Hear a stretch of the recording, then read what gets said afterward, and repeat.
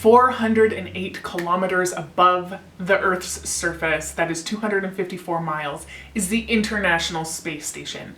And if we're sending astronauts up there, they have spacesuits that are meticulously measured to fit their bodies impeccably well, like down to, they measure each individual phalange, okay? So their gloves can maneuver and bend and articulate with their fingers. If we can do that, if we can put people in outer space, if we can create these amazing spacesuits, why do these not match my underwear?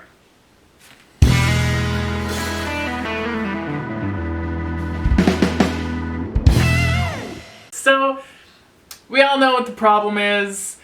We all know what happens, that, you know, if the stickiness is not completely covered by your underwear, there's a problem that happens. It's uncomfortable. And for a lot of us, we just have like different underwear that we wear when we need these. But I would just like to like all of my underwear, and I would like them to fit. Okay, sure, there are some ready-to-wear underwear, and ones that I've made myself certainly, that work with feminine hygiene products that have the sticky backs. But I also have some ready-to-wear underwear that are my like most comfy favorite underwear that don't even come close to having enough fabric in the gusset. And I've also come across a few sewing patterns that also do not have enough fabric in the gusset. So I'm sure you know where I'm going with this. The number one thing you need to do if you are sewing your own underwear is to check the measurements of the gusset to see if this is going to fit. I don't understand how there are not just standard measurements for this. Like, do we need to have a meeting? Is that what we need to, we need to get the relevant people from the relevant companies together and be like, look folks, let's take some measurements.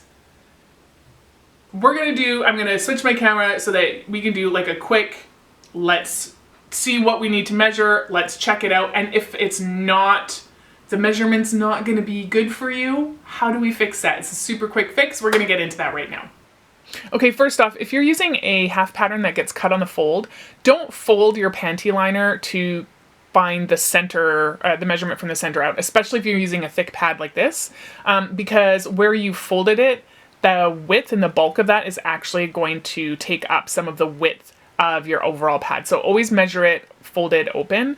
I've actually just drawn a line on the paper on the back of my panty liner, and I'm gonna use that on the edge of my pattern to get my measurement.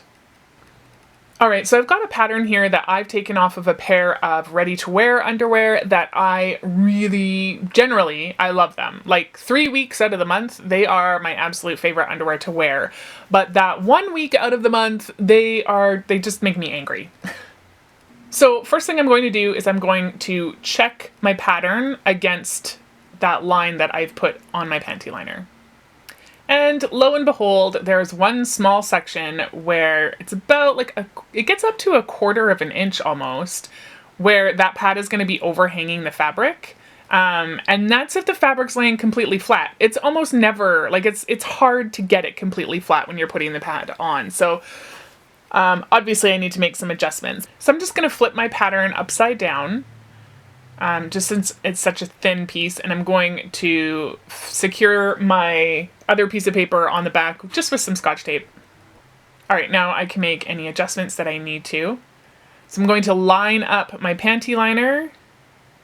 I'm going to keep that line that I put down the center, and I'm going to line that up with the edge of my pattern, and I'm just going to trace along where my panty liner ends.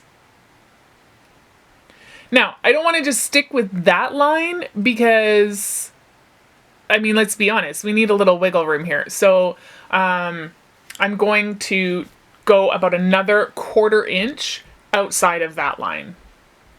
So this new line now is not going to match up on the back piece of my pattern, so I'm going to have to go and fix that as well, but we'll get to that. All right, I'm just going to tape this down to make sure it's secure. So the other thing you need to make sure of is what kind of finish do the legs of your underwear have. The underwear that I took this pattern off of had a turned edge. If you're going to put this Pico or Pico elastic, that's going to turn your edge. But if you're going to use something like this stretchy lace or even some fold over elastic, then you're not going to have to worry about having that extra sort of seam allowance for folding over your edge. So I prefer to go for the stretchy lace, so I'm not going to add any more width than I already have. But that's a total personal preference. So if you are going to fold over that edge, make sure you give yourself a little bit more room for that. All right, now I'm going to cut on the new lines that I've made, and I'm just going to trim away the excess paper. Now, once again, I'm going to flip my back pattern piece over, and I'm going to tape my scrap paper onto it. And I'm just going to measure against my front pattern piece, and then I'll blend that line up as well. And really, I'm not adding enough here that it should make fit an issue at all. If I was going to add, you know, like a lot to the gusset, then I might adjust the side seams for that, but I really don't feel like I'm going to have to, since I'm going to be making these out of jersey. So once again, securing that piece of paper down, and there you go. I have my completed adjusted underwear pattern. Well, there you go. That is the one thing that I always check on my underwear patterns before I sew a stitch. So hopefully you will find this helpful and you will live a more comfortable, carefree life because of it. That is my hope for you. All right, do all the things. If you haven't already, subscribe down below, like this video, share it out if you want to. If you don't, that's okay too. And I will see you next week. Yeah, that's right. That's right, YouTube. I'm waving around a panty liner. It's a thing people use. Let's not be weird about it, okay? That work well with Femigene.